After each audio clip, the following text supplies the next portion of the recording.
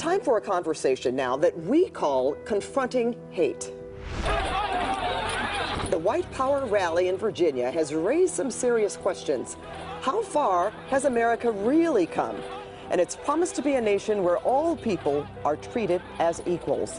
And all this week, we're talking about hate in America. Each evening, we will hear the thoughts and perspectives from a different guest. Tonight, the Reverend Jesse Jackson. We have known each other for almost 40 years now, sir. Long time. A long time. Last weekend was ugly. It was ugly, but what happened on the street? President's response was ugly and insufficient.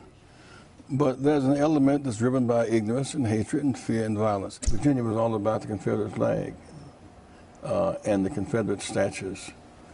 They lost the war, and their symbols should have been vanished. There are no swastikas in Germany today.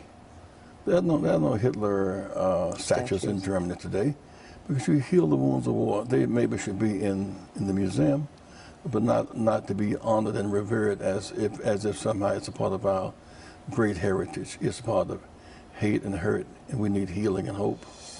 Heather Heyer was killed. She was protesting peacefully, non-violently. Can you respond to her death? Her suffering has redefined that struggle. She's winning that, even from the grave, she's winning. There's power in the blood of the innocent. I asked Mrs. Parks one time, why didn't you go to the back of the bus? You could be hurt, you could be pushed off. She said, I thought by name Matilda I couldn't go back. The power of his innocent blood propelled her forward.